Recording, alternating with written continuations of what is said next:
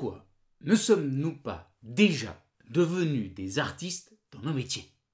Pourquoi est-ce que nous acceptons de refaire année après année les mêmes choses avec de légers ajustements marginaux dont nous savons pertinemment que ça ne changera rien sur le fond? Et pourquoi est-ce que nous acceptons de faire tout ça alors que nous savons qu'il y a d'autres voies, d'autres possibilités, d'autres idées créatives qui se situent aux marges, au bord de ce que nous faisons actuellement? La réponse, ce sont les résistances, c'est-à-dire toutes les choses que nous mettons en place pour nous empêcher d'aller vers ces nouvelles zones de croissance. Et donc, si nous ne voulons pas repartir dans une nouvelle année, dans le même tunnel, avec les mêmes processus répétitifs, connus et mortifères, alors il va falloir trouver les moyens pour faire sauter ces résistances. Comment?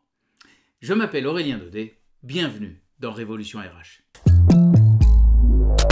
La première chose qu'il est important que je vous dise au début de cette vidéo, c'est que ce qui fait réellement un artiste, ça n'est pas la qualité de sa production. C'est fondamental.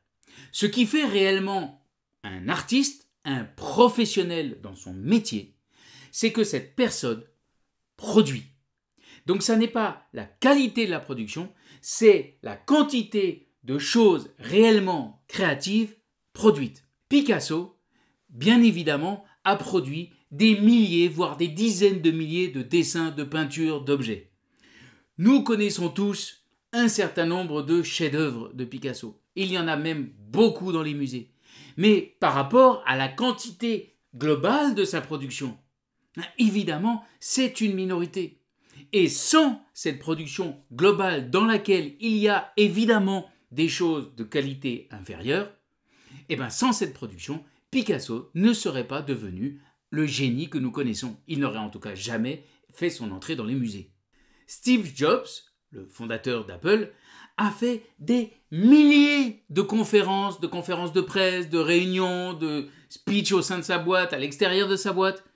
Aujourd'hui, il est reconnu comme un des plus grands en termes de prise de parole grâce à ces fameuses keynotes annuelles dans lesquelles un certain nombre d'entre elles sont passées à la postérité parce que c'était celles où il annonçait le lancement de l'iPhone ou le lancement de l'iPad, le lancement du dernier iMac, etc. Mais ce que nous ne savons pas, ce que nous ne connaissons pas, c'est toutes les autres conférences banales, voire même ratées, mais sur lesquelles il a basé la puissance qu'il a été capable d'exprimer, de montrer lors de ces fameuses keynotes. Il n'y a pas 50 manières de faire si vous voulez avancer.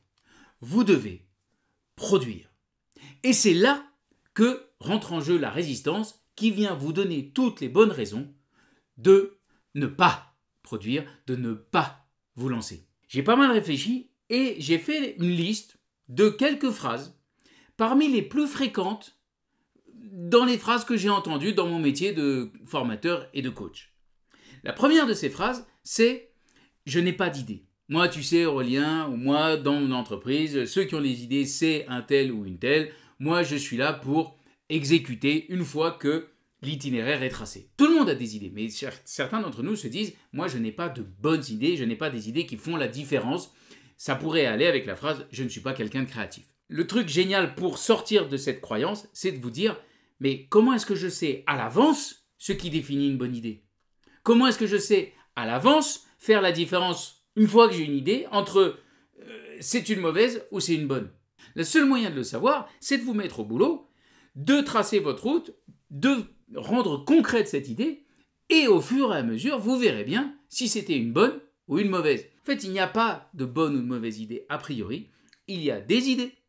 Et une fois que vous en avez une qui vous fait suffisamment saliver, qui vous paraît suffisamment excitante, alors allez-y, il va falloir en tester un paquet pour savoir quelle est celle qui va vraiment faire la différence, quelle est celle que vous pourrez a posteriori, avec les autres, qualifier de bonne.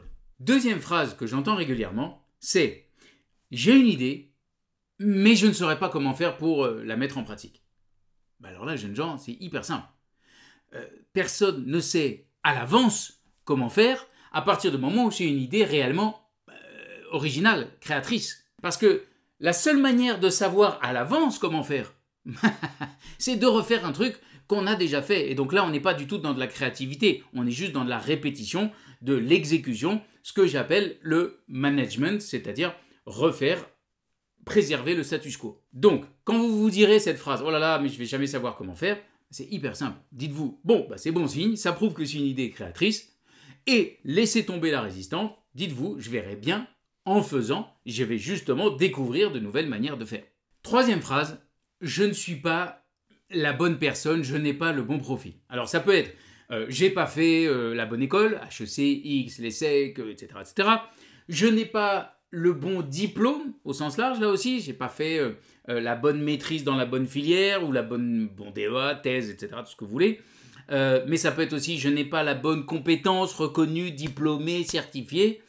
Ça peut être je ne suis pas un homme, pour celles qui sont des femmes, qui « Ah ben moi je ne suis pas un homme, et ici c'est un homme qui pourrait prendre ce projet. » Ou bien, j'ai eu, il n'y a pas très longtemps, quelqu'un qui me disait ah ben en ce moment dans mon entreprise, de toute façon, si tu veux pouvoir conduire des projets innovants, si tu veux des responsabilités, il faut être une femme. Moi, je ne suis pas une femme, donc de toute façon, ce n'est pas la peine que j'essaye de me mettre en avant. Vous voyez toutes ces caractéristiques. Donc on attribue, on s'interdit de faire quelque chose en cherchant un défaut dans notre itinéraire. Je ne suis pas passé par les bonnes entreprises, dans les certifications passées ou récentes, dans notre sexe, etc., etc. Là aussi, toutes ces raisons sont des excuses que nous nous donnons pour ne pas faire. En fait, il faut le voir dans l'autre sens et se dire, quand je suis en train de pointer telle ou telle caractéristique que je n'ai pas, il est fort probable que vous êtes en train de penser à quelqu'un que vous admirez, peut-être que vous enviez, mais qu'au fond vous admirez, autour de vous, qui a cette caractéristique et dont vous attribuez le succès à cette caractéristique. Je vous propose de prendre conscience que c'est cette personne que vous admirez et d'en faire non pas un repoussoir, quelque chose avec lequel vous vous empêchez de passer à l'action, mais plutôt un modèle, quelque chose une personne que vous allez chercher à copier, imiter, souvenez-vous de la vidéo de la semaine dernière, à copier, à imiter, peut-être de manière beaucoup plus efficace en vous focalisant sur sa manière de faire, les caractéristiques dans sa manière de prendre la parole, dans sa capacité à conduire une réunion, sa capacité à assumer ses envies, des choses comme ça. Donc au lieu d'en faire un repoussoir, faites-en plutôt un rôle modèle. Quatrième phrase que j'entends très souvent, en particulier avec vous les DRH, oui bien sûr j'ai des idées, oui bien sûr je pense que j'aurai les capacités de mettre l'énergie qu'il faut pour rendre concrète et faire progresser ces idées, mais mon boss ou ma boss ne voudra jamais. Une fois que vous vous êtes dit ça, sortez-en de cette objection. Parce que oui, c'est normal qu'au départ, quand vous arrivez avec une idée réellement créatrice, originale, au bord de ce qui se fait aujourd'hui, mais un tout petit cran plus loin, c'est normal que votre boss au début fasse halte au feu, stop, je suis pas sûr, parce que votre boss a ses propres résistances. Il n'y a pas de raison que vous soyez la seule personne avec des résistances. Donc, comme pour les 3 premiers exemples que je vous ai donnés, votre boss ne doit jamais être une excuse pour ne rien faire.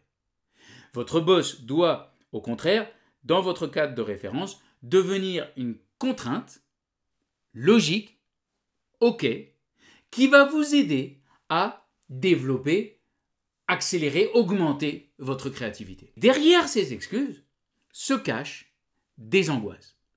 Qu'est-ce que c'est qu'une angoisse? C'est une peur imaginaire. C'est une peur face à un danger que nous imaginons, quelque chose qui pourrait arriver, qui n'est pas irréel, absurde, ça c'est des phobies, mais dont la probabilité est en fait très faible, beaucoup plus faible que ce que nous imaginons. La première des angoisses, c'est l'angoisse de l'échec. Pour en sortir, il faut que nous réfléchissions à échec par rapport à quoi? Quelle est la cible que nous nous sommes donnée? Si nous nous donnons une cible en mode réussite totale, truc qui change complètement le game, probablement que nous mettons la barre beaucoup trop haut. En fait, il vaut mieux nous donner comme objectif un changement vers le mieux. Pas une révolution, pas un truc stratosphérique qui fasse la une du journal interne et du site de communication interne de la boîte et qui nous vaille les applaudissements de tout le monde dans les couloirs et une promotion inespérée. Non, un succès doit être défini par exemple comme j'ai produit quelque chose de neuf. J'ai produit quelque chose de différent de ce qui se faisait avant. C'est tout. Ça peut être j'ai appris quelque chose et ce quelque chose va pouvoir être utile à moi dans ce processus ou ailleurs et ça peut être aussi utile à d'autres. L'exploration, c'est ça, c'est la découverte. Ça peut être aussi, le succès peut être défini comme grâce à ce que je suis en train de faire ou grâce à ce que je viens de faire, eh bien j'ai eu d'autres idées, d'autres points de vue parce que je ne suis plus au même endroit et donc d'autres itinéraires, d'autres portes qui s'ouvrent. Fondamentalement, ce que nous allons gagner, c'est la joie de faire notre métier, c'est-à-dire de faire autre chose que simplement répéter ce qu'on nous a dit de faire auparavant. La deuxième angoisse, c'est l'angoisse de « qu'est-ce qu'on va penser de moi ? On va me critiquer, je ne vais pas y arriver et on va se moquer de moi ». Et nous sommes déjà en train d'imaginer des gens, que nous admirons ou pas, qui sont en train de nous dire « ah là là, mais pourquoi est-ce que tu t'es lancé là-dedans ? Mais pourquoi est-ce que tu t'es pas contenté de faire ce qui t'était demandé ?» Il est probable que lorsque nous entendons, nous imaginons ces retours négatifs, critiques, il est possible que d'une part, ce soit nous qui parlions, ce n'est pas du tout des choses que pourraient nous dire en vrai les personnes auxquelles nous pensons, c'est des choses que nous nous disons à nous-mêmes. Et la deuxième chose intéressante sur laquelle nous pouvons méditer, c'est est-ce que par hasard, ça ne me rappelle pas des choses qu'on me disait quand j'étais plus petit ? Par exemple, tu sais, ne fais pas trop de vagues. Tu sais, c'est bien aussi dans une classe d'être pas trop en avant et pas trop derrière. Le ventre mou, tu sais, ça a aussi des bons côtés. Ou bien des phrases telles que « contente-toi de ce que tu as et n'essaye pas toujours d'en avoir plus ». Ou bien, une chose que j'ai entendue, une personne qui m'est chère et que j'ai trouvée horrible, qui est « bon, tu sais, infirmière, c'est bien, pourquoi vouloir absolument devenir médecin ?» Vous voyez, toutes ces phrases très écrasantes, très réductrices que nous avons malheureusement parfois entendues dans notre enfance et les personnes qui nous les disaient avaient les meilleures intentions du monde, évidemment. Le seul moyen de n'avoir jamais une critique, c'est de ne rien faire ou de se contenter de refaire éternellement la même chose. Et donc de finir sa carrière professionnelle ou de finir sa vie tout court en ayant eu éternellement le regret de ce que nous aurions pu faire. C'est comme d'avoir marché toute sa vie avec des chaussures qui devenaient de plus en plus petites parce que nous avions envie de grandir. C'est horrible. Et la deuxième chose que vous pouvez vous dire, c'est en fait, il faut que je me rappelle, il faut que je me souvienne que je n'ai aucun contrôle, aucun pouvoir sur ce que les gens pensent ou disent de moi. Donc, faites. Je continue mon principe de poupée russe. Il y a les phrases que nous disons comme des excuses pour nous empêcher de faire. Derrière ces phrases, il y a des angoisses avec lesquelles nous bloquons dans le passage à l'action. Et derrière ces phrases et ces angoisses, il y a un mécanisme de protection très puissant de notre cerveau qui veut nous éviter des problèmes, du stress et de la consommation excessive de calories, soit parce que nous allons faire physiquement, soit parce que nous allons faire intellectuellement des choses nouvelles. Pour notre cerveau, la zone de confort, comme son nom l'indique, où nous faisons des choses connues répétitives, que voulez-vous, ça fatigue pas trop. Et nous, notre cerveau, son seul but, c'est de faire que nous vivions le plus longtemps possible en dépensant le moins d'énergie possible. Donc, chaque fois que vous lui dites « Ah, j'ai envie d'aller vers là-bas », il va faire « Oh, halte au feu, tout ceci me paraît beaucoup trop dangereux pour les batteries. » Donc, n'y allons pas, et déclenchement des angoisses et déclenchement des phrases. Donc, la solution, c'est de rassurer, de calmer ce mécanisme de protection. Pour ça, commencez par vous remercier. Dites-vous « Merci de prendre soin de moi, merci de faire attention, de me mettre des balustrades, des rambardes, pour m'éviter de faire n'importe quoi et de sauter dans le vide en hurlant de joie peut-être, mais en m'écrasant au fond du gouffre. » Donc, merci, tu as raison, prenons un moment pour réfléchir à ce que nous sommes en train de faire. Ensuite, une fois que vous avez fait ça, expliquez à ce mécanisme de protection, donc expliquez-vous à vous-même. En fait, il ne s'agit pas de penser outside of the box. C'est pour ça que je déteste cette expression. Il ne s'agit pas de sortir de la boîte. Parce que là, effectivement, c'est l'inconnu pur jus. Et là, notre cerveau a raison de faire « allons-y mollo ». Il s'agit d'aller aux frontières de la boîte, au bord de l'enveloppe. Parce que c'est là qu'il y a possibilité de croissance. Donc, il s'agit d'agrandir la boîte, il s'agit de pousser les limites, de jouer avec les limites, sans vouloir faire de la transgression ou du wingsuit et du saut dans le vide, encore une fois, en ricanant peut-être, mais en prenant des risques inconsidérés. Le meilleur bouquin que j'ai lu sur la résistance dans tous les processus créatifs, dans l'art en tant que tel ou dans le business quel qu'il soit, c'est ce bouquin, The War of Art, d'un monsieur extraordinaire qui s'appelle Steven Pressfield. J'ai lu tous ses bouquins. The War of Art est probablement son chef-d'œuvre, en particulier dans ce qui concerne la résistance. Dans ce bouquin, une des choses qui m'a le plus marqué, c'est l'idée que la résistance est la plus forte lorsque nous sommes dans la bonne direction, c'est-à-dire la direction de la croissance et de la joie.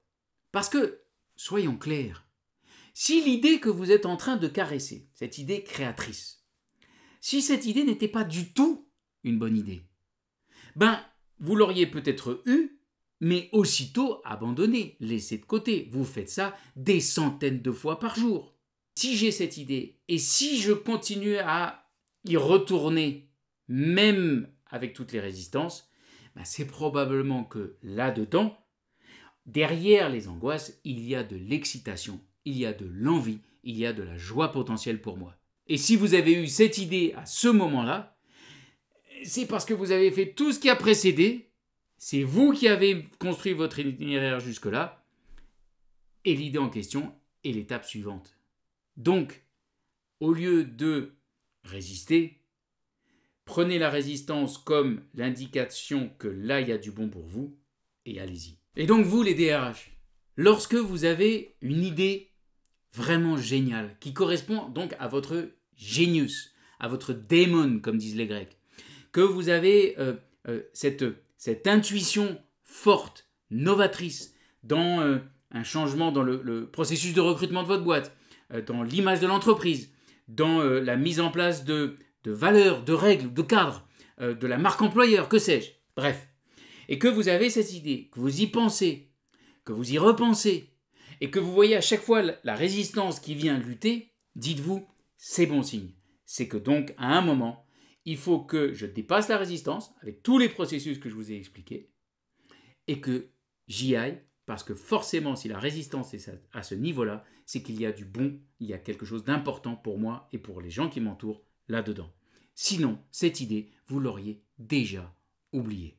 Il y a une phrase très puissante de Steven Pressfield dans ce bouquin The War of Art qui dit « L'innovateur bidon a une super confiance en lui.